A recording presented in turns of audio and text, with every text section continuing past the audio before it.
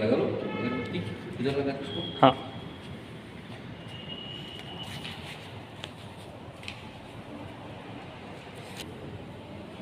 इसको कहाँ लगा दो? हाँ ला रहा है।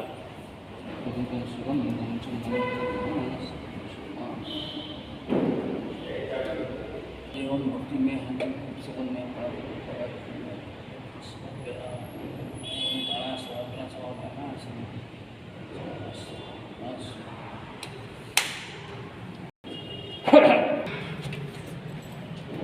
हेलो जय श्री राम। आ रहे? हाँ ठीक है ओके।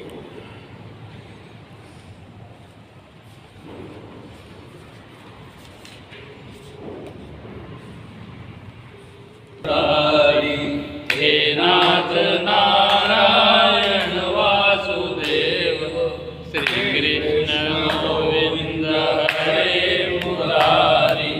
हे नाथ नारायण वासुदेव श्री कृष्ण गोविंद हरे मुरारी।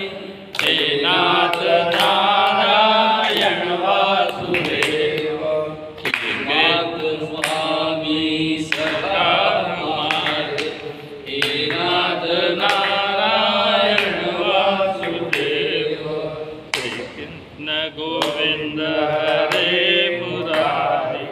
हे नाथ नारायण वासुदेव। जय श्री कृष्ण। तो हम लोग कभी बहुत महत्वपूर्ण ऐसे 13वें अध्याय का चिंतन कर रहे हैं हम लोग, और वास्तविक रूप से यहाँ से ही ज्ञान का विषय शुरू हो गया है। इसलिए बहुत गंभीरता के साथ में हमको सुनना भी है, समझना भी है, क्योंकि भगवान की भी इच्छा थी कि अर्जुन जो है इसको समझ के आगे अपने कार्य हेतु प्रस्थान करें। आखिर उसका कार्य क्या है? सब करने के बाद उसने तो युद्ध ही करना है, लेकिन युद्ध करते समय पूरे ज्ञानवान होकर और अपने आप को जानकर समझकर वो अपने कर्म को प्रारंभ करे, ऐसा भगवान की इच्छा है। उसके हिसाब से भगवान ने अर्जुन को समझाने का प्रयास जो किया है, उसके तहत भगवान ने अलग अलग मार्गों का विवेचन करते समय विस्तार से समझाया कि तुम्हें सही अर्थों में तेरा ज्ञान, स्वयं का ज्ञान होना बहुत जरूरी है। आज तो ऐसी स्थिति है कि पूरे जगत में जो ज्ञान का अंधकार है, ज्ञान नहीं है, तम का अंधकार जो फैला हुआ है, अज्ञान का अंधकार, वो उस समय भी था, आज भी है।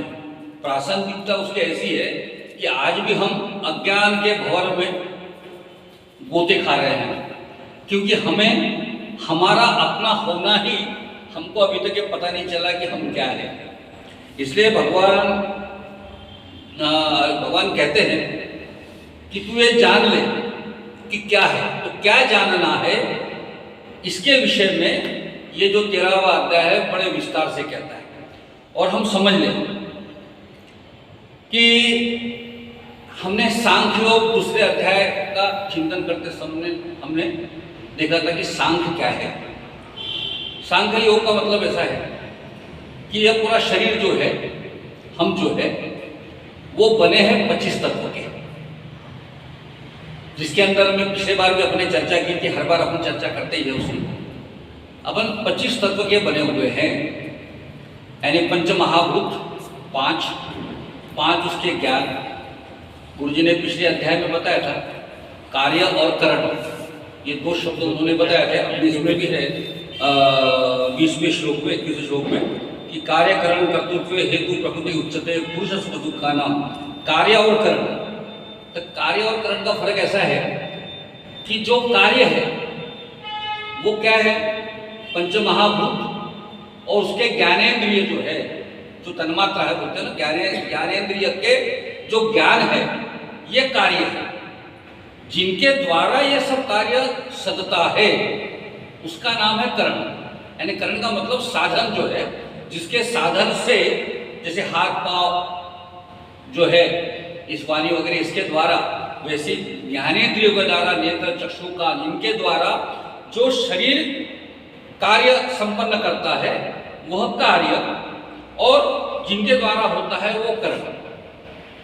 तो ऐसे सांख्य योग के अंदर में ऐसे 10 इंद्रिय जो है, कर्मेंद्रिय, वो ज्ञानेंद्रिय के 5 ज्ञान तन्मात्रा जिसको हम कहते हैं, और दूसरा पंचमहाभूतात्मक अपनी प्रकृति, ऐसे मिलके 20 तत्व, मन बुद्धि अहंकार, ये 3 तत्व, और 24वां तत्व जो है प्रकृति, और इससे शरीर बना हुआ है।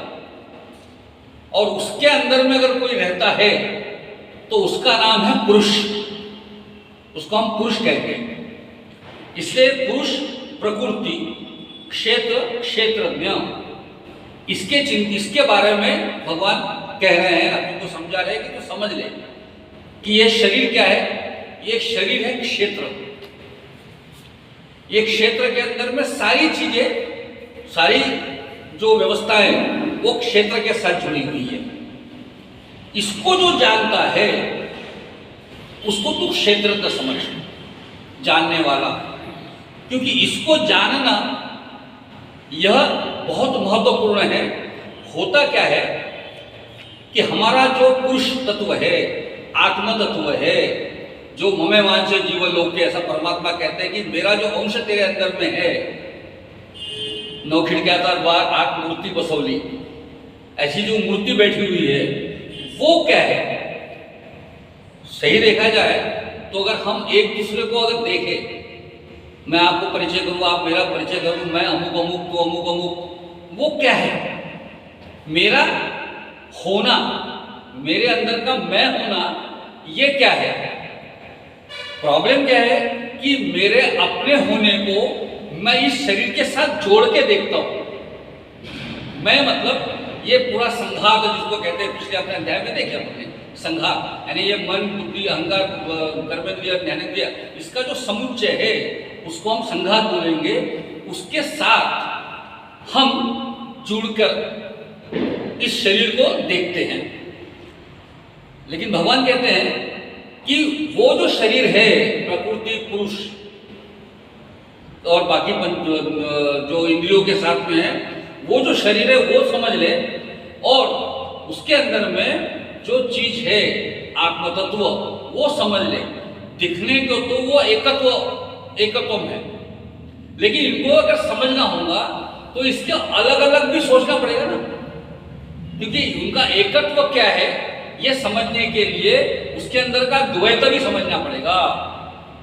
और यहाँ एक बहुत सुंदर विषय भगवान कहते हैं, बहुत सुंदर विषय, यानी हम सांख्य योग के अंदर में तो तय कर लिया हम लोगों ने 25 तत्व है, लेकिन ये जो पिछला श्लोक गया है अपना, जो गुरुजी ने लिया है हमारा, उपद्रष्टा अनुनंता च भर्ता भोक्ता महेश्वर परमात्मा इति च अपि उक्त देहेस्मिन् पुरुष पर, ये जो इसके पहले का श्लोक है 22वां, जो गुरुजी ने ले लिया था, इसके अंदर में महत्वपूर्ण ऐसा है कि भगवान कहते हैं कि तेरे अंदर में मेरा अंश तो है ही है, इसको मिला के आप 25वें तत्व है ही है, लेकिन इसके साथ भी एक दिव्य पुरुष है। और अपने दूसरे श्लोक में भी भगवान ने कहा है कि तू तो क्षेत्रज्ञ है, समझ ले, लेकिन तू ही नहीं है, मैं भी क्षेत्रज्ञ हूं। इसका मतलब क्या है कि यहाँ पे एक अलग से एक एंटिटी जिसको कहेंगे, एक अस्तित्व अलग से निर्माण हुआ है परमात्मा का, और वो कौन है? उपद्रष्टा, जो देखता है तुझे, जो तुझे काम करने की अनुमति देता है। किसे देता है? मतलब अगर परमेश्वर है जो देहिस्मिन पुरुष पर, ये पुरुष तो है लेकिन पर दिव्यता, उसके अंदर में एक ऐसी दिव्यता है जो तुम्हें ये सब अनुमति देती है कि तुम ये करो, वो देखो। देखता कौन है?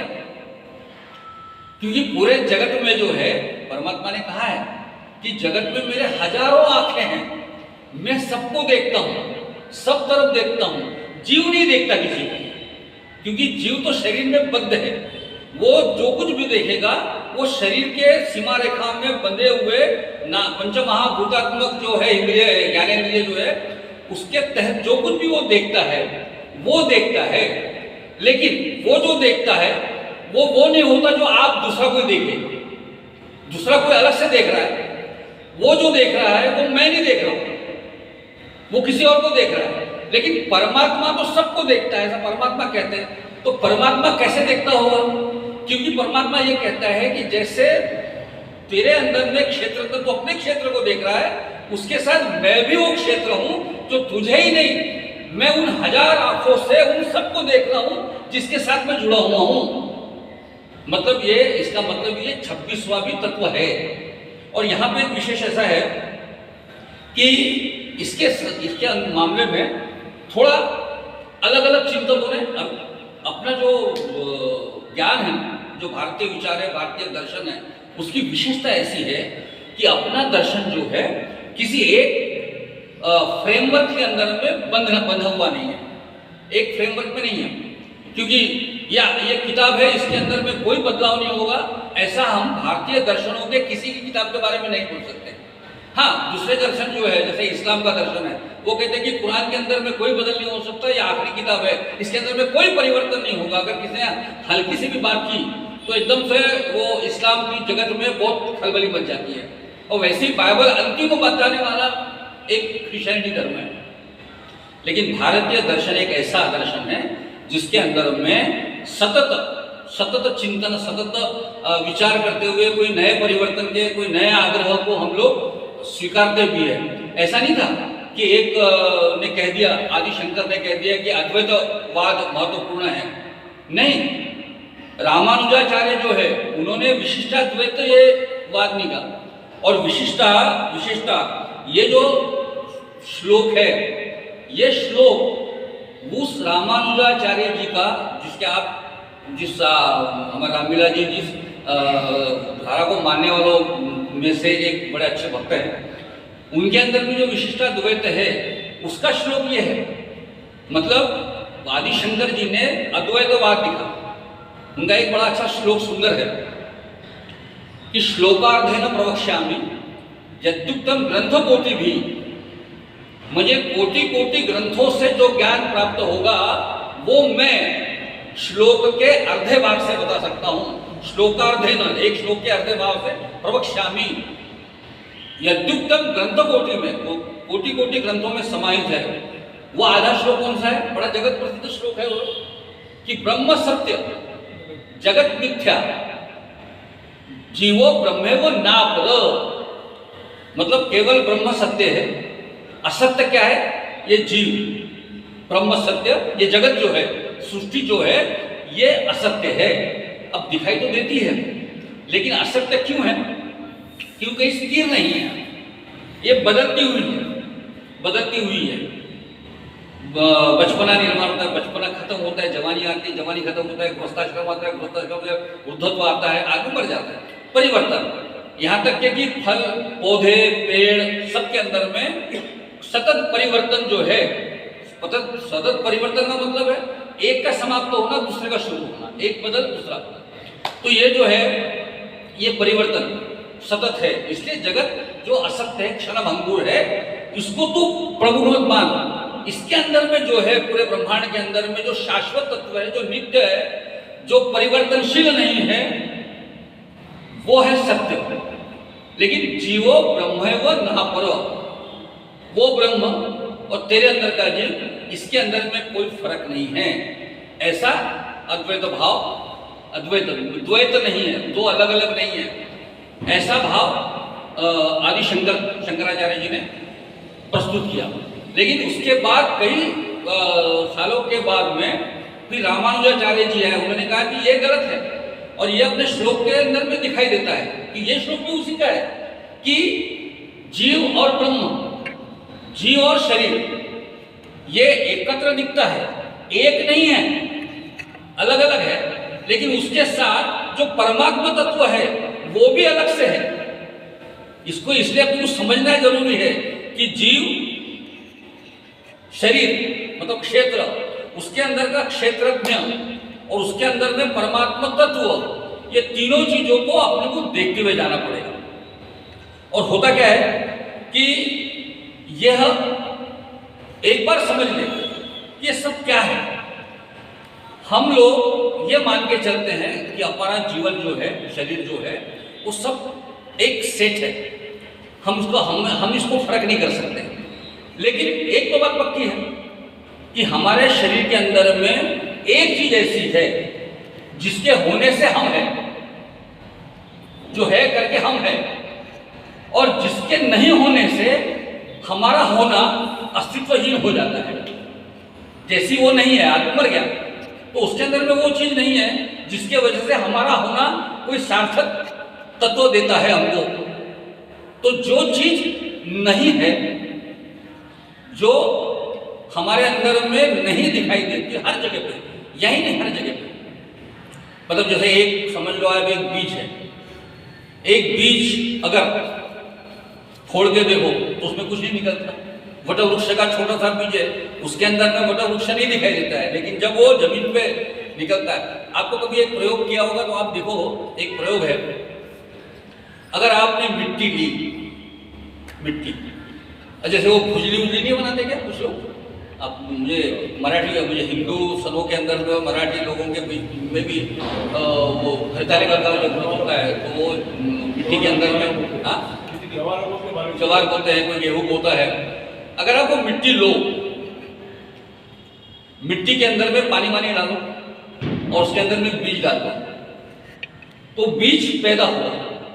थोड़ा सा बड़ी जगह में लो तो अपन उसका ज्यादा अपन देखते नहीं, उसके अंदर में धान कितना बढ़ता है या कितना होता है ये तो हम देखते नहीं कभी। अपने को आवश्यकता अनुसार वो 4-5 दिन में जितना आता है उसके बाद हम लोग अपना कार्यक्रम कर लेते हैं। लेकिन अगर हमने तय किया कि अगर उसके अंदर में अनाज कैसा उगता है ये भी देखने का प्रयत्न किया, और ऐसी बड़ी जगह पे हम लोगों ने उसको मिट्टी को रखा, उसमें अनाज डाला, उसके अंदर में जो अनाज उगेगा वो अनाज को निकाल के बाहर रखो। तो पहले मिट्टी का वजन कर लेना, फिर अनाज का वजन कर लेना। जब अनाज मिट्टी में डाल दिया, पानी डाल दिया, खाद डाल दिया, सब होने के बाद में जब अनाज उगेगा उसके बाद जो उगता है अनाज उसको गिन लो आप, तो निश्चित रूप से उसका वजन जो अपन ने बीज डाले हैं उससे ज्यादा निकलेगा, पक्का, इसमें कोई शक नहीं है। लेकिन बाद में वो उस मिट्टी को अगर हम लोग सुखा दे, मतलब उसके अंदर में जो पानी है, पानी का बाष्पीभवन हो गया और पानी निकल गया, उसके बाद अगर आप मिट्टी का वजन करोगे तो पहले जिस मिट्टी का वजन था उतना वजन नहीं रहेगा, वजन कम होगा, निश्चित रूप से उसका वजन कम दिखाई देगा। क्यों? क्योंकि वो जो मिट्टी का वजन है वो परिवर्तित हुआ धान के अंदर में, उस वजन के अंदर में। तो ये इसके ऊपर आर्किमिडीज भी है ना, यूरेका का जो चिल्लाया था आर्किमिडीज पानी के अंदर में घुसने के बाद में, पानी के अंदर में नहाने गया वो, उसके नहाते बराबर जितना पानी बाहर निकला उसके वो समझ में आ गया कि मेरा वॉल्यूम जितना है मेरे पानी में डालने के बाद में उतना ही पानी बाहर निकलता है जितना मेरा वॉल्यूम है। तो उसके ऊपर उसका वो नया शोध लगा उसको। लेकिन हमारे यहाँ ये शोध जो है हमारे ऋषि मुनि ने कई सालों पहले लिखे हुए हैं, कोई चिंता की बात नहीं है। तो ये जो तत्व है परिवर्तनशील है, लेकिन ये तो आदि शंकर जी ने कहा कि अद्वैत है, समझे कि नहीं, शरीर परिवर्तनशील है, जीव और ब्रह्म में फर्क नहीं है। लेकिन एक तत्व ऐसा है कि वो कहता है कि परमात्मा का जीव ये अंशमान, लेकिन परमात्मा को भी उसके साथ मान, इसलिए कहते हैं ये देहस्मिन पुरुष पर, ये दिव्य पर मतलब दिव्य, ऐसा देहस्मिन पुरुष, ये पुरुष जो है महेश्वर, इसके अंदर में जीव रूप से भोक्ता ब्रह्मा आदि का भी वो स्वामी है वहां पे। और उसके बाद का जो श्लोक है वहां से स्टार्ट किया था उन्होंने शायद, यह एवं व्यक्ति पुरुषम प्रकृति जो गुणेश है सर्वथा वर्तमानोपि न स हुए अभिजायते। मतलब एक बार जो एवं व्यक्ति जो ये समझ लेगा क्या पुरुष को, उसके बाद गुणों सहित प्रकृति को जो ये जान लेगा, वो दोनों चीज अलग है। एक तो पुरुष को जानना और प्रकृति को उसके गुणों को सहित जानना। सारे गुण जो है वो प्रकृति के है। परमात्मा जो है अपने साथ कोई भी गुण लेके नहीं आया हुआ है, वो बिल्कुल निर्गुण है, वो उसके अंदर में कोई गुण नहीं है। आप देखा, अच्छा इसके अंदर में कोई गुण आकार कुछ भी नहीं है, यानी वो चींटी के अंदर में भी है, जो जानवर है प्राणी है कुत्ते में जोर में उसमें भी है, हमारे तुम्हारे अंदर में भी है, सारे अलग अलग रूप है। तो ऐसा नहीं है कि हाथी के अंदर में है तो जीव हाथी के साइज का हो गया बड़ा हुआ, चींटी के अंदर में है तो चींटी के, ऐसा नहीं, सब जगह सम प्रमाण में है। वो अपना अपना जो उसका होना जो है उस जगह से है। अपने वो अक्षय कुमार की एक पिक्चर है ओ माय गॉड में वो अक्षय कुमार, अगर आपने कभी पिक्चर देखी होगी, मैं भी देखते रहता हूँ और अच्छी अच्छी चीज़ें उसमें से ढूंढते रहता हूँ। वो अक्षय कुमार आखिर में कृष्ण का अवतार रहता है उसके अंदर में, और वो फिर वो परेश रावल को बताता है कि मैं तो सब जगह हूँ, कभी कभी मैं चींटियों के साथ में खाना भी खाते रहता हूँ, मैं कभी कभी आसमान में पंछियों के साथ में उड़ते भी रहता हूँ, मतलब हर जगह वो है। ऐसा जो प्रकृति और पुरुष को उसके गुणों के साथ समझे, यानी सारे जो गुण है वो प्रकृति के हैं, प्रकृति के अंदर में जो गुण है जिसके वजह से प्रकृति जड़त को लेकर है, और वो सारे जो क्रियाएं अपने शरीर में होती है उसका पूरा कारण जो है वो प्रकृति है। भगवान के पिछले अध्याय के अंदर में अपन एक श्लोक देखा था कि मया अध्यक्षता प्रकृति सुएते चराचर, यानी मेरी अध्यक्षता में ये प्रकृति जो है वो सारी चराचर सृष्टि का रचना करती है, मैं नहीं करता, मेरी अध्यक्षता में हो रही है, मेरे अध्यक्षता में हो रही। मैं अध्यक्षता प्रकृति सुएते चराचरम, प्रकृति सारी चराचर सृष्टि की रचना करती है। तो वो जो प्रकृति अपने गुणों के साथ में, सारे गुण उसके अंदर में, गलत सही, किसी को गड़बड़ करना, किसी को दुख करना, वो सारा काम वो प्रकृति करती है।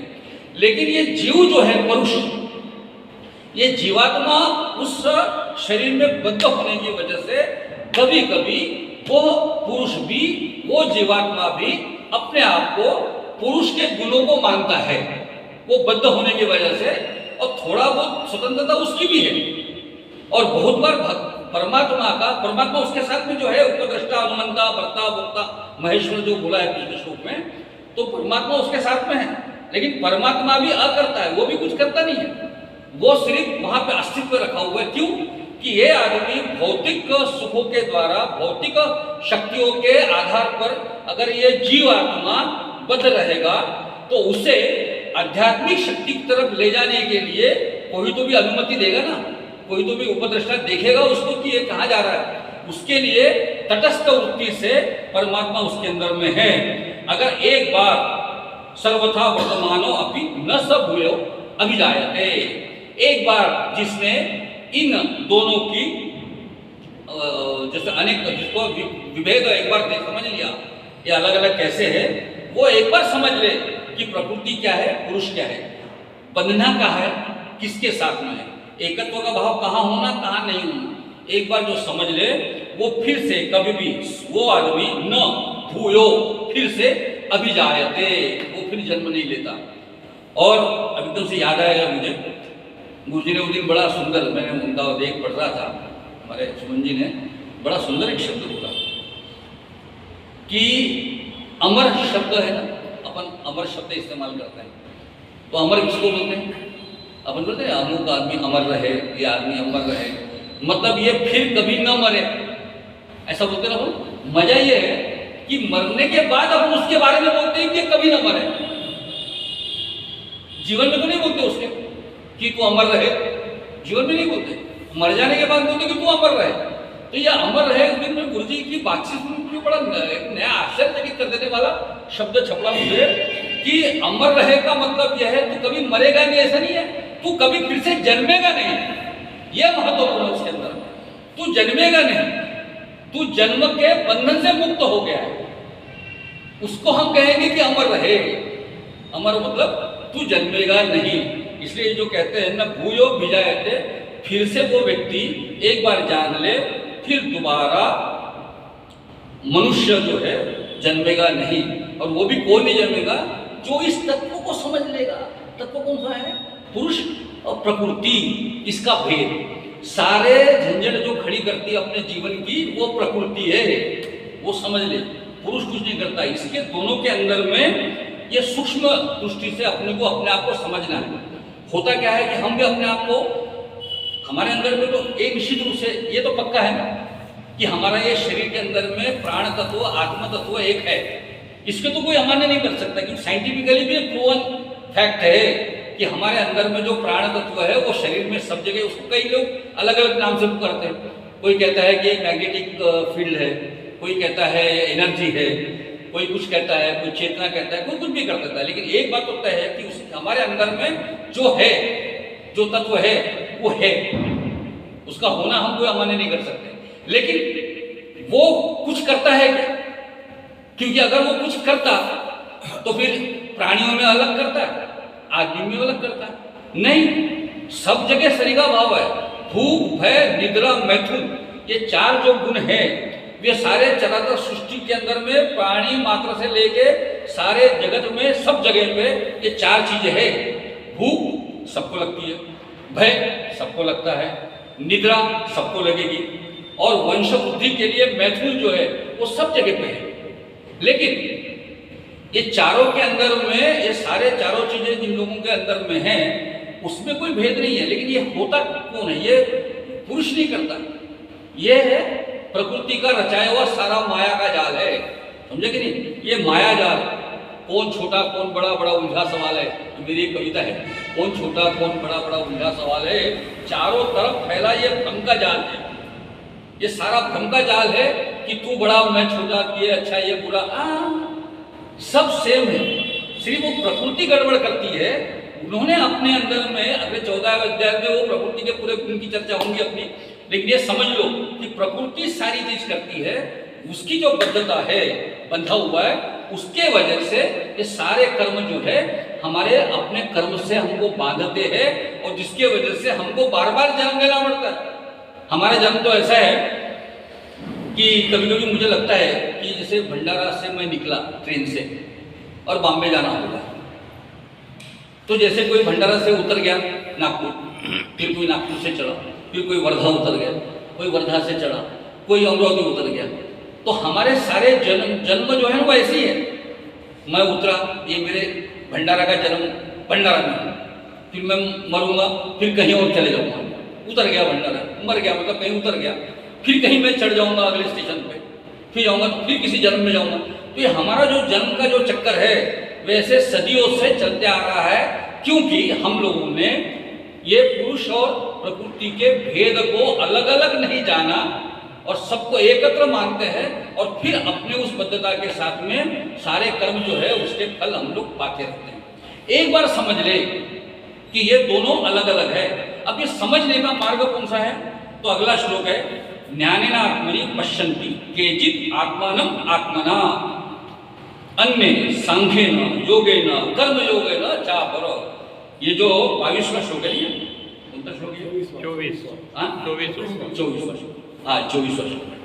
तो ये जो है इसके प्रकार बताया, ये जानने के परमात्मा तत्व का अनुभव करना अगर होगा तो साधक लोग 4 तरीके से कर सकते हैं। एक तो ध्यानेन आत्मनि आत्मना, मतलब ध्यानेन आत्मनि पश्यन्ति, जो आत्मा को ध्यान से देखता है। अब यहां से मालूम है क्या, ये देखने के लिए कहा है। ध्यानेन आत्मनि पश्यन्ति, पश्यन्ति मतलब देखना। केचित् आत्मानं आत्मानं, ये अपने सूक्ष्म बुद्धि से ध्यान के द्वारा 4 चक्र, एक तो ज्ञान, उसके द्वारा देखो। दूसरे अन्य जो लोग हैं वो क्या करते हैं, अन्य लोग भी, एक तो सबसे बढ़िया अपने आप को जानने का होगा तो शुद्ध बुद्धि के साथ में ध्यान करो। वैसे अपने यहाँ पे सभी जो बड़े लोग हो गए उन्होंने अलग अलग जो मार्ग बताए, उसमें से गौतम बुद्ध हो गया या महावीर, मुझे ऋषभदेव महाराज जी का जो जैन विचार है उसके अंदर में संन्यास और ध्यान, वैसे ही गौतम बुद्ध के विचारों में ध्यान यह महत्वपूर्ण। ध्यान के द्वारा आप अगर जानना चाहोगे तो ध्यान से आप देख पाओगे आत्मा को और उसका अनुभव कर सकोगे। लेकिन कुछ लोग क्या करते हैं, ज्ञान योग से जाते हैं, कोई तो ध्यान से ले, कुछ लोग ज्ञान से जाएंगे, कोई सांख्य न, सांख्य मतलब ज्ञान, कोई सांख्य का अभ्यास करेगा, पुरुष प्रकृति के तत्व को जानेगा, उसके बाद वो उसको अनुभूति होगी, समझेगा, देखेगा। कुछ लोग क्या है, योगे न, कुछ लोग योग के द्वारा जाएंगे, योगे न मतलब अष्टांग योग, उसके अंदर में भी ध्यान है, लेकिन यम नियम आसन प्राणायाम प्रत्याहार ये बहिरंग के साथ में होता क्या है कि हम प्राणायाम पे अटक जाते हैं, कुछ लोग जो है आसन पे अटक जाते हैं, लेकिन यम नियम कोई ध्यान नहीं देता। मुझे यम नियम को थोड़ा कठिन लगता है ना, यम मतलब सत्य अहिंसा अस्तेय अपरिग्रह ब्रह्मचर्य, ये बड़ा कठिन है। हमेशा सच बोलना, अहिंसा नहीं करना, झूठ नहीं बोलना, ज़्यादा एकत्र जिसको है लालच करके अपना संग्रहण नहीं करना, ब्रह्मचर्य का पालन करना, ये बड़ा मुश्किल है। तो यम नियम को छोड़ देते हम लोग। फिर नियम का मामला आ जाता है, तो नियम जो 5 है वो कौन से, तप, शौच, संतोष, स्वाध्याय, ईश्वर प्रणिधान। तो हम लोग ईश्वर प्रणिधान तो कर लेते, तब मुश्किल है। शौच जो है वो भी मुश्किल है। शौच के मतलब क्या, केवल नहाना नहीं है, मैं पूजा वूजा करता हूँ नहा लोगे, लेकिन मेरे अंदर में पूजा करते समय भी मेरा एक दोस्त है परसों, उसको अपने कोई चुनाव में डुबाना है। ये मेरा अगर मेरे मन में विचार होगा तो मेरे मन की शुद्धि नहीं है ना, मेरे मन के अंदर में किसी दूसरे व्यक्ति के बुराई का ख्याल आना, ये भी अशुद्धि का विचार है। तो संतोष, अब संतोष तो बड़ा मुश्किल है जी, संतोष बड़ा मुश्किल है, क्योंकि आदमी का पूरा जीवन ही असंतुष्टता के साथ में चलता है।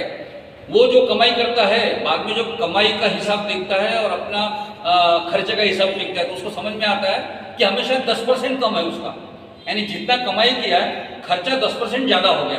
तो दूसरे बार वो असंतुष्ट रहता है कि अगले साल तो मैं ये 10% को पकड़ के मैं और ज़्यादा दौड़ूंगा और ये 10% को बैकअप कर लूँगा। लेकिन गड़बड़ क्या होती है कि अगले साल वो डबल कमाता है, लेकिन डबल में भी वो 10% का हिसाब कायम रहता है, खर्चे के अंदर भी उतना ज़्यादा हो जाता है। क्योंकि ज़्यादा कमाई के चक्कर में अक्सर बड़े बड़े आप सभी लोग किसी न किसी व्यवस्था में कमाई के मामले में है, आपको समझ में आता होगा कि हमेशा हमारी कमाई हमारे खर्चे से कम ही रहती है, और वो कम रहती करके फिर दोबारा ज़्यादा इच्छा होती है ना हमारी। अगर बराबर में रहे, संतोष रहे, तो काय को झंझट करेगा आदमी, क्यों कमाने का झंझट करेगा, संतोष। तो ये संतोष जो है वो नहीं है। लेकिन होता क्या, भगवान कहते कि इसको देख लो, और ये एक बार हो गया, फिर निग्रह, इंद्रिय निग्रह, प्रत्याहार बोलते। नहीं तो क्या है बॉस, आज तो बढ़िया, आज शाम के समय बढ़िया हमारा सारा पाटोड़ी ऑटोड़ी थी, बढ़िया होगा तो मजा आ जाएगा। तो इंद्रिय का भोग जो है ना, आदमी को मन को ललचाता है, आज तो बढ़िया ऐसा करते हैं, एक एक पेक मार लेते हैं, ये इंद्रिय का भोग है। अच्छा करते हैं, कोई अच्छी सी फिल्म देखने जाते हैं, ये भी इंद्रिय का भोग है। खाना भी इंद्रिय का भोग है, अच्छे कपड़े पहनना है, मैं मतलब हमारी आवश्यकता तो साल भरे के 2 शर्ट की आवश्यकता है, लेकिन मैंने हिसाब लगाया सर कि हमारी एक्चुअली जीवन की आवश्यकता कितनी है। हमारी आवश्यकता बहुत कम है, मतलब साल भरे में बड़े मुश्किल से अगर हम लगातार भी पहने तो 2 शर्ट पैंट से ज़्यादा हमको लगते नहीं था। 6 महीने में एक शर्ट पैंट खराब हो जाता है, दूसरे 6 महीने में दूसरा, फिर अगले साल खरीद। लेकिन नहीं, मतलब किसी मुझे हमारे, अभी मैं बड़ा परेशान हूँ। मैंने अपने घर वालों को बोला कि मेरे को ये, मेरे अभी सिस्टर को ये भी आज मेरे भैया दूज का शर्ट दिया मेरे को, मेरे सिस्टर ने। मैंने बोला मेरे पास इतने शर्ट हो गए कि मैं थक गया हूँ, मेरी उम्र इतनी नहीं रही, अब मेरी उम्र इतनी नहीं रही कि 2, 4, 5, 10 साल इसके बाद खत्म, और तब तक के लिए मेरे पास इतने शर्ट तो काय को देते। मैंने उसको बोला कि तो एक काम कर, मैंने बोला अगले बार मेरे को ये देने के बजाय इसकी कीमत के पैसे दे दिया कर, मुझे कम से कम उतने पैसे में मैं पेट्रोल डलवा सकूंगा उसके अंदर में, मेरी आवश्यकता नहीं है ज़्यादा, मेरे को मत दे। लेकिन नहीं, वो देंगे, उनकी इच्छा है। यानी अभी चाहे कितने भी घर में साड़ियों का अंबार लगा हुआ है, लेकिन नई साड़ी मार्केट में आई क्या आपके पीछे भागी लोग जो है वो लग जाती है कि एक साड़ी बहुत बढ़िया आई हुई है मार्केट में होना, मतलब आदमी की आवश्यकता बहुत कम है, लेकिन हमारी आकांक्षाओं की कोई सीमा नहीं है और हमारे दुख का मूल कारण ये है। लेकिन एक बार ये इंद्रियों का निग्रह हम कर लें, उसके बाद हम ध्यान कर सकेंगे। तो शुद्ध मन से, शुद्ध बुद्धि से ध्यान करके हम लोग परमात्मा का अनुभव कर सकते हैं। कितना कठिन है, लेकिन अगर जो चाहे तो कर सकते हो। लेकिन होता क्या है कि हम भी बता देते हैं कि ये बड़ा मुश्किल है, जैसे मैं भी बता रहा हूँ मुश्किल है, तो हम अपने मन में एक सजेशन परमात्मा अपने आत्मा को दे देते कि बहुत मुश्किल है भाई ये, और मुश्किल है बता दिया कि परमात्मा अपना जो मन है, अंतःकरण जो है ना, वो एक्सेप्ट कर लेता है, बराबर है। तू जो कहता है बहुत मुश्किल है, काय को करता है, रहने नहीं यार। जैसे नहीं रहा, मैंने एक बार आपको बताया था ना कि सुबह आदमी बता दे अपने मन को कि मुझे 5 बजे उठना है, तो आप देखना बरोबर आप 5 बजे उठोगे। ये हर एक का अनुभव है, यानी मैंने कोई दूसरा आदमी नहीं देखा जिसका इसके अलग कोई अनुभव है। लेकिन उसके बाद एक और अनुभव होता है, वो धीरे से अपना एक मन, अपनी आंखें तो खुल जाती है 5 बजे, एक मन धीरे से बोल देता है 5-10 मिनट सोने से कोई फर्क नहीं पड़ता, एक थोड़ा आंख बंद करके तो लेट लेते हैं अपन लोग, और ऐसा लेट जाता है और सीधा वो 2-4 घंटे के बाद ही उठता है। ये जो दूसरा मन है ना, वो बड़ा गड़बड़ करता है। तो एक बार ये समझ ले, शुद्ध बुद्धि से ध्यान करना, सांगेन, योगेन और कर्म योग, ये भी बड़ा महत्वपूर्ण है। अपन ने 6वें अध्याय जो हुए गीता के, उसके अंदर में कर्म योग का विषय अपन लोग समझे थे। कर्म योग का सिंपल मतलब है कोई निष्काम कर्म भाव से, कि मुझे इसके अंदर में कुछ भी नहीं चाहिए, मैं किसी को भी मदद करूंगा, किसी दूसरे को मदद करूंगा, वो भाव लेकर अगर हम लोग चले, वो हो गया कर्मयोग। उसमें क्या होता है, मैं किसी दूसरे की चिंता अगर ज्यादा करूं तो धीरे धीरे अपनी चिंता कम होने लगती है। मैं दूसरे की चिंता नहीं करता, मैं खुद अपनी चिंता करता हूं, इसलिए अपने को किसी दूसरे की चिंता नहीं होती। लेकिन अगर किसी दूसरे के दुख को देखकर आपकी आंखों में आंसू आते हैं, तो समझ लेना आप कर्मयोग के मार्ग में चले हो। दूसरे के प्रति अगर हमारे मन में संवेदना आती है, इच्छा होती है मैं मदद करूं, और हम मदद करने को देखते हैं, वहां से आपका कर्मयोग शुरू हो जाता है। और जितना ज्यादा आप किसी दूसरे के बारे में, क्योंकि परमात्मा ये कहता है ना कि मैं तो तेरे अंदर में हूं, तो वैसे ही मैं दूसरे के अंदर में भी हूं ना। तू अगर अपनी चिंता करेगा तो अपने कर्म बंधन के साथ, मुक्त आत्मा के बंधन के साथ बंधे हुए आत्मा और शरीर के संयोग तक जाएगा। लेकिन अगर किसी दूसरे को तू देखेगा, दूसरे के प्रति तेरे मन में संवेदनाओं का भाव तीव्र हो जाता है, तो तेरे अंदर में भी तेरे आत्मा का अपने शरीर के साथ का बंधन धीरे धीरे टूटता है। और जैसे यह बंधन टूटेगा तो परिणाम तो निश्चित रूप से वही है कि परमात्मा की अनुभूति होगी। तो कुछ लोग इस द्वारा जाते हैं, लेकिन इसके बाद केवल इतना ही विषय नहीं दिया है। इसके बाद अगला जो 25वां श्लोक है बड़ा सुंदर है। अन्य त्वयं जानन्तः, मतलब अन्य, त्वे का मतलब तू होता है, यहाँ पे तू के साथ में एवं लगा हुआ है। त्वयं जानन्त श्रुता अन्येभ्य उपासते तेपि च अतितरन्ति एव मृत्यु श्रुति परायण। अब इसका मतलब क्या है कि ऐसे लोग जो ध्यान के साथ में, कर्मयोग के साथ में, सांख्य के चिंतन के साथ में, वो अगर परमात्मा का अनुभव करने में कष्ट लगता है, ठीक है ना, कोई साधक है नहीं कर सकता है सारी चीजें, तो उसमें क्या करना चाहिए कि जो तत्व से जानने वाले लोग हैं उनसे हमने सुनना चाहिए। इसी वजह से जगह जगह जो भागवत कथाएं होती है वो भी बहुत अच्छी होती है। भागवत कथाकार जो होते हैं वो भी अपनी तरफ से बताते हैं ना। आखिर बताते क्या है, अगर जैसे भागवत पुराण में पूरी भागवत कथा जो है वो केवल 1-2 लाइन की है।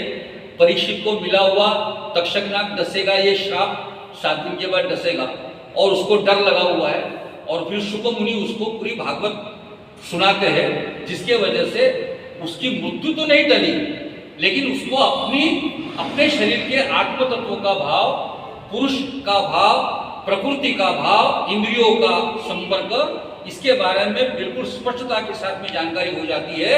उसको यह समझ में आ जाता है कि जिसको मैं सोचता हूं कि ये मर रहा हूं, मेरा मरना मैं सोच रहा हूं कि मैं मर रहा हूं, तो मेरा मरना तो होता ही नहीं है।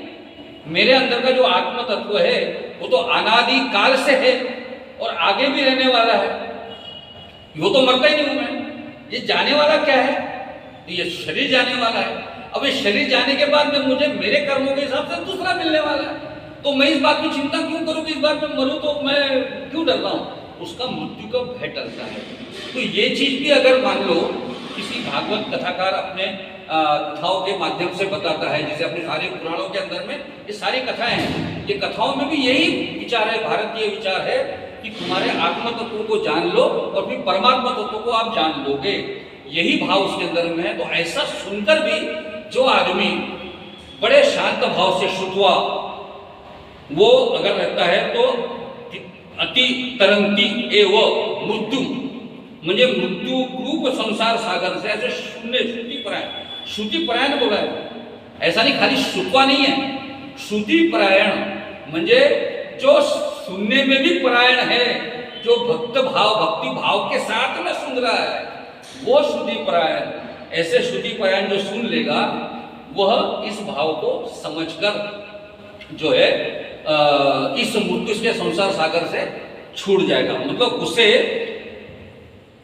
मृत्यु का ही डर नहीं है, मृत्यु का ही डर नहीं है, इसलिए उसका अगला जन्म जो है वो फिर उसको जाने का उसकी कोई संभावना नहीं है, वो आखिर में मोक्ष हो जाएगा।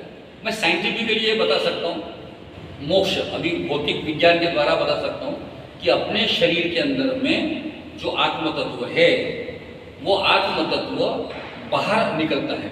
मृत्यु होती है तो बाहर निकलता है कि नहीं, लेकिन होता क्या है कि अपने शास्त्र बताते हैं कि आदमी पहले जब मरता है तो कहते हैं कि 3 दिन तक के वो आत्म तत्व जो है वो शरीर के आसपास उसके परिवार में भटकते रहता है, ऐसा कहते हैं।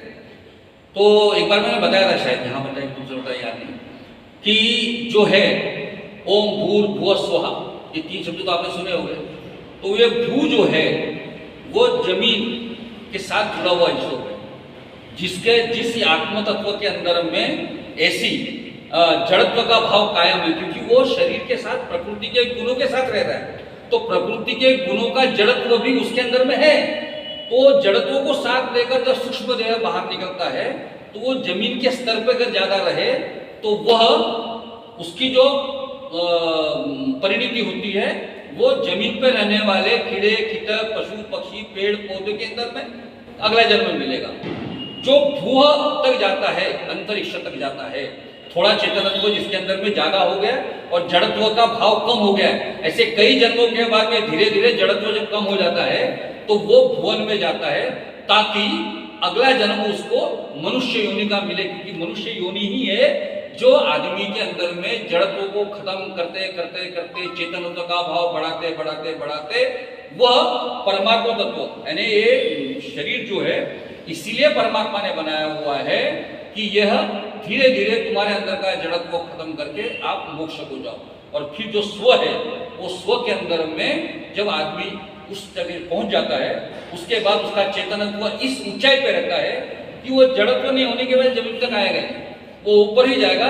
और बाद में पूरे ब्रह्मांड के में अंदर में, ब्रह्मांड मतलब एक नहीं है, कई ब्रह्मांडों के अंदर में जो तत्व है, जो मैग्नेटिक फील्ड है, उसके अंदर में आपके शरीर का एक मैग्नेटिक फील्ड विलीन हो जाता है। It becomes an part and parcel of the whole universe, पूरे यूनिवर्स का पोर्शन हो जाता है।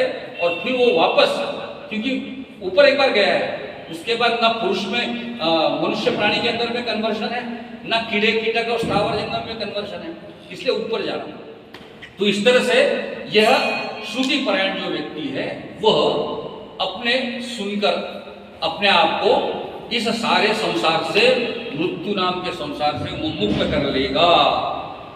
और ये जो मैंने बताया है वही है, यावत जायते यावत संजायते किंचित सत्वम स्थावर जंगम क्षेत्र क्षेत्र संयोगा तत् विद्धि बदर्श।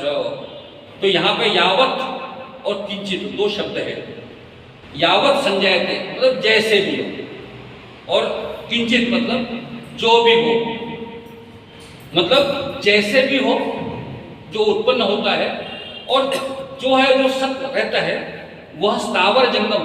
स्थावर मतलब जो चीजें हल्दी नहीं, जैसे पत्थर हो गया, पहाड़ हो गए, पेड़ हो गए, ये सारे स्थावर वस्तु हैं, जमीन स्थावर। जंगम मतलब चलने वाले, मनुष्य प्राणी जीव जंतु साइकिल मोटरसाइकिल, ये सारी जो चीजें ये सारी सृष्टि के अंदर में आती है। ऐसा मत समझना कि ये जो से आपको मालूम है क्या, ज्ञानेश्वर माउली को मिलने के लिए ये जो चांगदेव महाराज आ रहे थे, तो चांगदेव महाराज ने बोला कि मैं तो बहुत बड़ा आदमी हूँ, मैं कहाँ मिलने जाऊँगा, तो वो अहंकार के कारण नहीं गया। तो ज्ञानेश्वर माउली, निवृत्ति, उनके जो बड़े भाई है वो सोपान और मुक्ता भाई एक पत्थर पे बैठे थे, तो उसने खबर भेजा कि मैं बड़ा आदमी हूँ, मैं आपसे मिलने क्यों आऊँगा। तो कहते हैं कि उन्होंने तो वो पत्थर की ईंट जिसपे दीवार पर बैठे हुए थे, वो दीवार को भी चलवा दिया था। यहाँ पे कहानी ज्ञानेश्वर माउली के कथाओं में है। लेकिन अब आप सोचोगे कि कैसे चले होगा, चलेगा क्यों नहीं, क्योंकि आखिर वो दीवार बनी हुई है वो भी तो रेत मिट्टी के कई कणों से, जिसके अंदर में पानी डालकर वो पक्का किया हुआ है, लेकिन है तो आखिर में मिट्टी ना। आप कल्पना करो कि अगर जो माटिया होता है ना, माटिया अपन जिसको माटिया बोलते हैं, जो नहीं हवा घूमती है, धूल उड़ती है, वो कल्पना करो कि वो धूल को अगर आपने ऐसा पकड़ लिया तो कितनी भी बड़ा माटिया हो तो आपके हाथों में एक अंजुली भर मिट्टी आ जाएगी आपके हाथों में। वो पूरी माटिया जो उड़ता हुआ दिख रहा है अंजुली भर, उसके अंदर में आप पानी मिला दो, उसको गोला करो तो शायद इतना बड़ा गोला हो जाएगा, इतना बड़ा गोला हो जाता है। अब ये गोले के अंदर में क्या है, मिट्टी है, पानी है, गोला है खाली।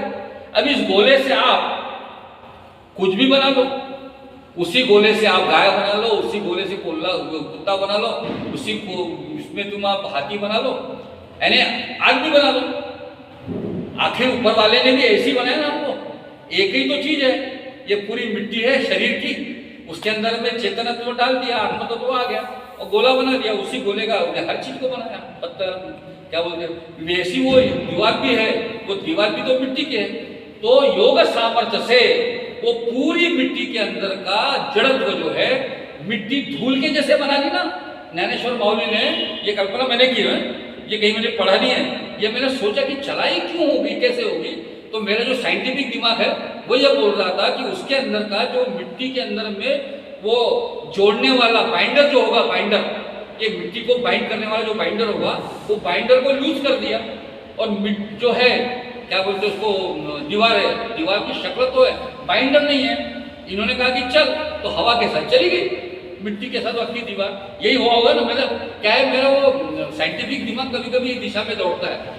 तो उसी तरीके से ये पूरा धूल भरा हुआ जो कार्यक्रम है, ये स्थावर जंगम जो है, ये सारी चीजें हैं चराचर सृष्टि, यह जो है इसके अंदर में ये समझ लें कि जितनी भी चीजें बनती है वो दो चीजों के संयोग से बनती है, क्षेत्र और क्षेत्रज्ञ, इसके संयोगात तत् विद्धि, इसको जान, विद्धि मतलब जान ले कि ये दोनों का संयोग जब होता है, क्षेत्र और क्षेत्रज्ञ में आत्म तत्व और शरीर, या आत्मा का तत्व और शरीर के एकत्र मिलने से करके पहले तो समझ ले कि दोनों अलग अलग क्या है। यानी भगवान ने बड़ा सुंदर कहा है, पहले एक समझ ले दोनों क्या है, ये पुरुष है, आत्म तत्व है, यह क्षेत्र है, शरीर है। ये केवल दोनों अलग अलग है तो अलग अलग नहीं होगा ना। जब तक दोनों आपस में नहीं मिलेंगे तब तक कुछ भी नहीं होगा।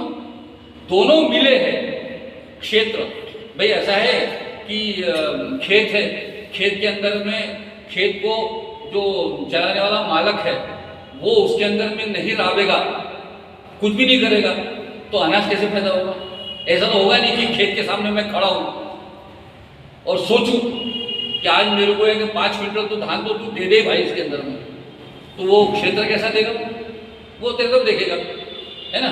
मतलब कभी कभी तो मुझे लगता है कि हम लोग जो है शरीर कैसे है, पुरुष प्रकृति, परमात्मा और ये प्रकृति, ये जीव के साथ में कैसे खेलते हैं। मतलब आपने कबड्डी देखा और खो खो देखा होगा ना, खो खो कभी कभी लगता है कि खो खो के 2 खंबे हैं, खंबे गड़े हुए हैं, वो कुछ खेलते हैं क्या, खेल का हिस्सा नहीं है। लेकिन अगर ये बोलेंगे कि वो खेल का हिस्सा नहीं है, ये भी गलती है ना, क्योंकि अगर वो 2 खंबे नहीं है तो आपका खो खो खेलना कहां से होगा। मतलब गोल पोस्ट अगर है, अगर गोल पोस्ट नहीं होगा तो फुटबॉल का गोल खेल कहां से होगा। अगर चेस बोर्ड के ऊपर में खेलने वाले आप उधर है, मैं इधर, समझे कि नहीं, वो जो गोटियां जो खड़ी है वो तो कुछ नहीं कर रही, लेकिन अगर वो नहीं है तो चेष्टा ज्ञान भी नहीं है। मतलब जो चीजें दिखाई देती है अलग अलग भी दिखाई देती है, ये अलग अलग दिखाई देना भी एक भ्रम है तो एकत्व। इसको एक करके समझ ले कि ये दोनों के संयोग से ही ये सारी चीजें पैदा हुई है। अभी आखिरी का श्लोक लेंगे 27वां। समम सर्वेषु भूतेषु तिष्ठन्तम परमेश्वर। ये बड़ा अच्छा श्लोक है।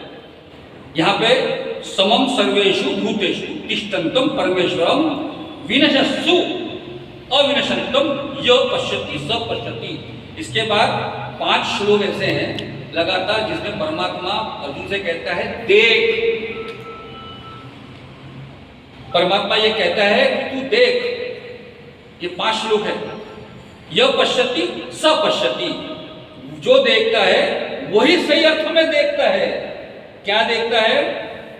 यहां सर्वेषु भूतेषु विनश्यसु, ये 2 श्लोकों के अंदर में जो शब्द है वो आप अगर पढ़ रहे होंगे तो आपको समझ में आएगा।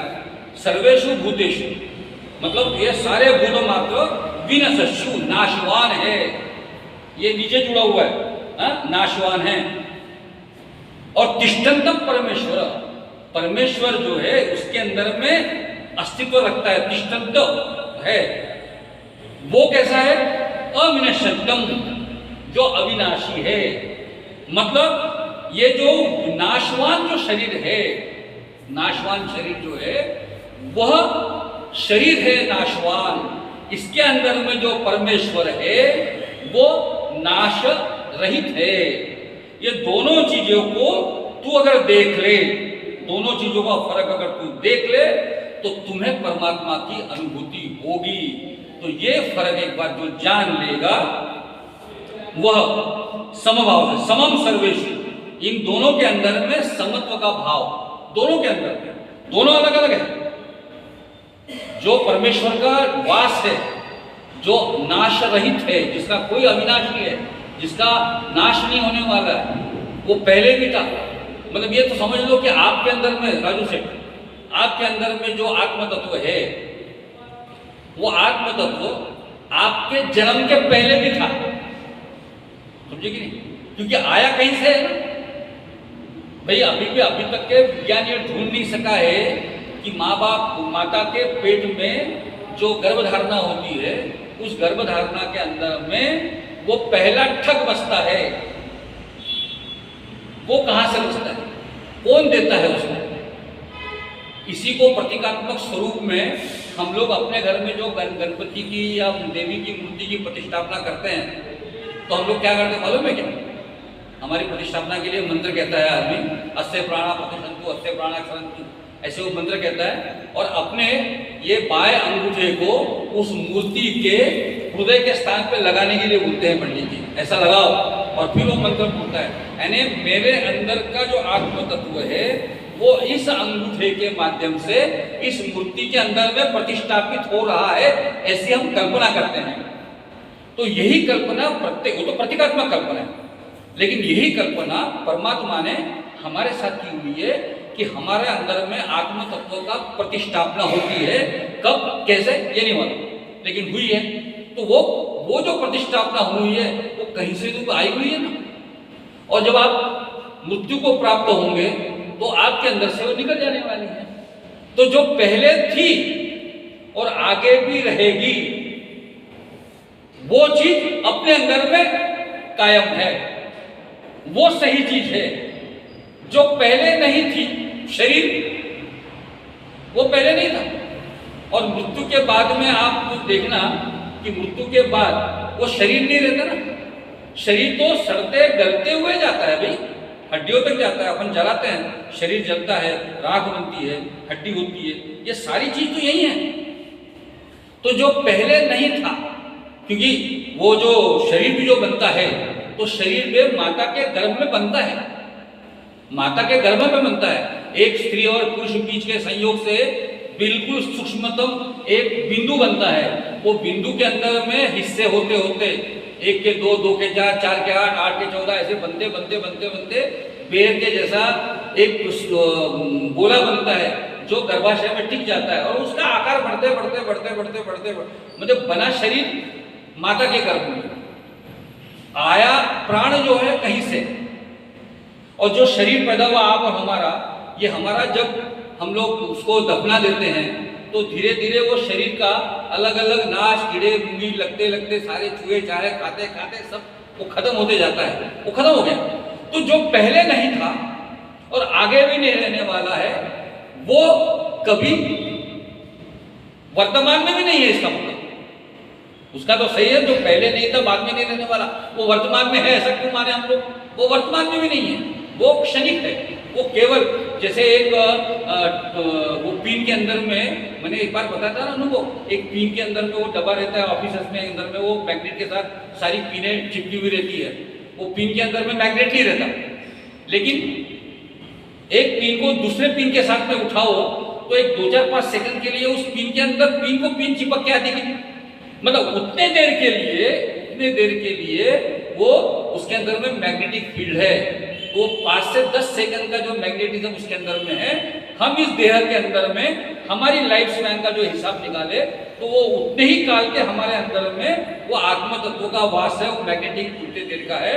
वो एक बार इसको समझ ले कि अलग अलग क्या चीज है, परमात्मा नाशवान है, आत्म तत्व नाशवान है, और शरीर जो है सारा सर्वे भूतेषु जो है वो नाशवान है, विनश्यु नाशवान है, ऐसा मान के जो चले तो वही आदमी जो है सही परमात्मा को प्राप्त हो सकता है, ऐसा हम लोग यहाँ मान के चले।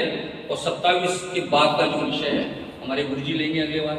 मैं समझता हूँ कि ये बड़ा कठिन विषय है, समझने के लिए कठिन है, समझाने का प्रयत्न मैं कर रहा हूँ, समझने का प्रयत्न आप बड़े इंटरेस्ट से कर रहे हैं, और जिस दिन आप वाकई आप समझ लोगे उस दिन ज्ञान का बड़ा भंडार अपने आप खुलते जाएगा। एक बार ये दो चीजों को अलग अलग हम समझ लें और उसके अंदर का भेद एक बार समझ ले, फिर अभेद भी एक बार समझ में आ जाएगा। एक बार अलग अलग समझ ले फिर एक कैसे जुड़ता है ये समझ ले।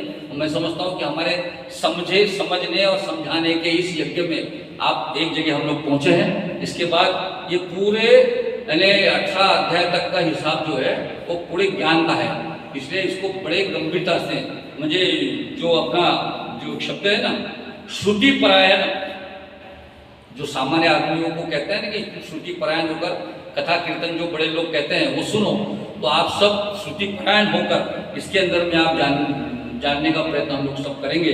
ऐसे उम्मीद के साथ में आज के विषय को हम विराम देते हैं। कुछ अगर प्रश्न हो तो। साहब, जीवात्मा और परमात्मा एक ही के अलग अलग? हाँ, इसके अंदर में अभी जो मैंने बोला ना, जीवो ब्रह्मेव ना पर, ये आदि शंकर का अद्वैत भाव है।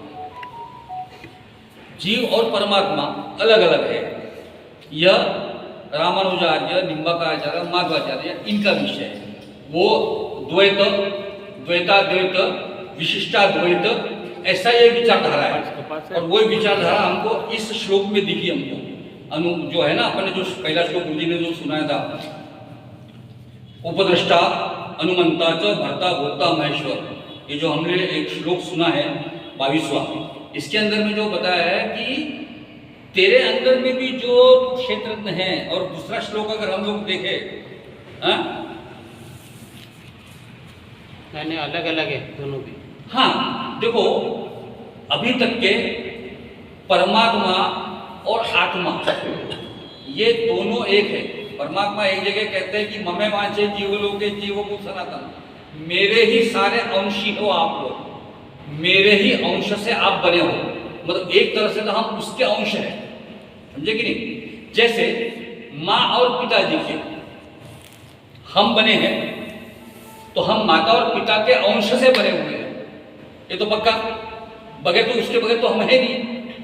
लेकिन माता और पिता के अंश से बने होने के बाद में भी माता और पिता अलग है ना, वो भी है, उनका भी अस्तित्व है। वो वहां क्यों है? वो हमें बचपन से लेके तो जब तक वो इस स्थिति में है कि तुम्हें मार्गदर्शन करे, तो अपने साथ रहते ना। बच्चा जो है, बच्चे के साथ माता पिता दोनों लगे हुए रहते कि इसका लाइफ ठीक चले।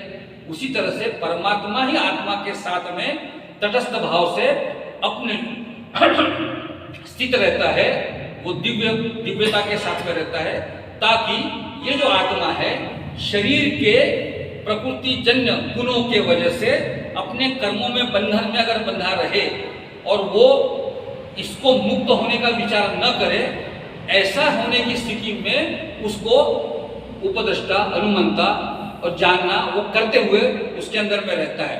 इसलिए आप इसको अद्वैत भाव भी मान सकते हो, परमात्मा तत्व को अलग भी मान सकते हो। इसलिए इस पूरे, मैं आपको बताया ना कि अपना भारतीय विचार इतना विस्तार है कि इसको आप परमात्मा को मानने के बजाय आप आत्म तत्व को अगर अलग मानना शुरू कर दो, आप धीरे धीरे जैसे अलग मानना शुरू कर दोगे कि ये इंद्रिय जो है इसके चक्कर में नहीं पड़ते, आत्म तत्व क्या है इसको समझने का प्रयत्न करते हैं। जैसे जैसे आप आत्म तत्व को समझने का प्रयत्न करोगे तो आपको अपने अंदर भी परमात्मा का भाव दिखेगा और सामने वाले के अंदर में भी परमात्मा दिखेगा। आपके अंदर में किसी व्यक्ति के प्रति प्रेम का भाव जागृत तब तक नहीं होता जब तक आप उसके प्रति, उसके अंदर में परमात्मा का भाव नहीं देखोगे, तो आपके अंदर में प्रेम का भाव जागृत नहीं होगा। लेकिन जितना आप अपने बारे में सोचोगे तो आप किसी दूसरे के प्रति प्रेम भावना में नहीं आ सकोगे। तो जितना अपने आप को ढूंढना शुरू कर दो तो अपने आप परमात्मा को ढूंढने के मार्ग में बढ़ोगे। और तब जिस दिन आप आत्म तत्व को जानोगे, परमात्मा को जानेंगे, उस दिन आपको परमात्मा और आत्म तत्व एक है ऐसा समझ में आएगा। इसलिए वो दो है कि एक है, इसकी चिंता करते हुए न करते हुए शरीर के साथ में आत्म तत्व अलग है, इसको जानने का प्रयत्न करो। परमात्मा और आत्मा का एकत्व आपको समझ में आ जाएगा। हाँ, ये खासियत इसी बात की है कि दोनों एक है लेकिन दोनों अलग अलग है, दोनों एक है, दोनों अलग अलग है, लेकिन किसी एक को देखोगे तो उसके अंदर में अपने को एकत्व का भाव समझ में आ जाएगा। ऐसा है, मैं बोला ना, ये बड़ा गंभीर और चिंतनशील अध्याय है, 13वां अध्याय। और सारे जिसको कहते हैं हम लोग भगवत गीता के मूल तत्व का पूरा इसके अंदर में आया हुआ है। फिर इसके बाद 14वें 15वें अध्याय में फिर प्रकृति के गुणों का हिसाब है, वो आपको गुणत्रय विभाग में आपको समझ में आएगा कि प्रकृति के भी गुण में कितने फर्क है, कितने आइटम उसके अंदर में समझ में आएगा। लेकिन आप इसकी चिंता ज्यादा करो, पुरुष प्रकृति क्षेत्र इसके अंदर में थोड़ा ज्यादा चिंतन करो इसके अंदर में, तो आपको इसका ज्यादा ज्ञान होगा। जय श्री राम। आरती करें। भगवत गीते भगवत गीते हरि कमल विहारिणि हरि कमल विहारिणि सुंदर सुपुनीते ओम जय भगवत गीते सर्वसुमर्म प्रकाशिनी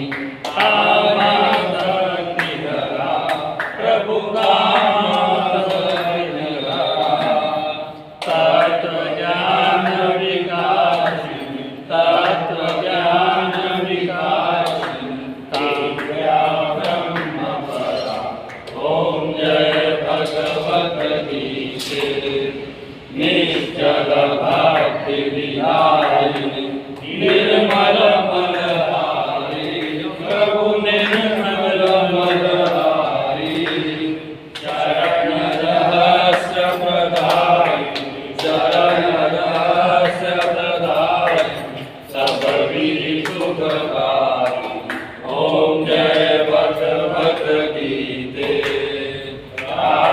देश विदारिणि हारिणि मोद सदा प्रभु हारिणि मोद सदा भव भयहारिणि हारिणि भव भयहारिणि हारिणि परमानंद प्रदा ओम जय भगवत गीते आसुर भाव विनाशिनी नाशिनी कमल जयी प्रभु नाशिनी कमल जयी दैवी सर्वगुण गायिनी दैवी सर्वगुण गायिनी हरि रसिका सजनी ओम जय भगवत गीते समता त्याग सिखावनी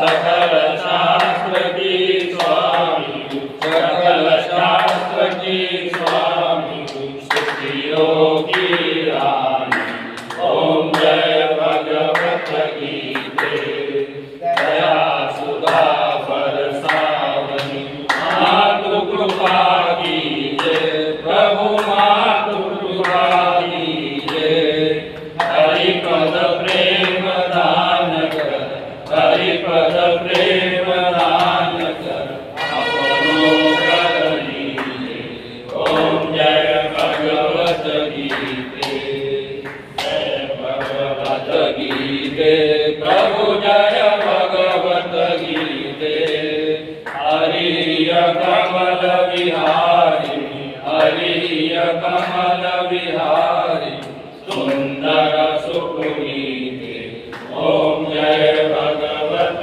गीते संसार सारम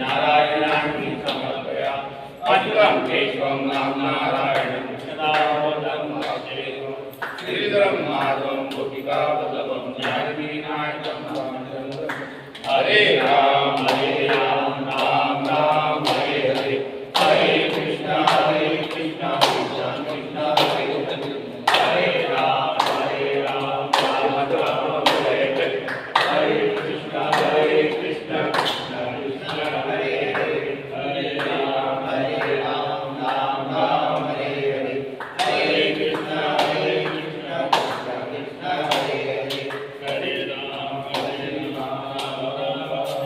हरे हरे कृष्ण कृष्ण कृष्ण हरे हरे बोलो सियावर रामचंद्र की जय श्री कृष्ण भगवान की जय जय श्री कृष्ण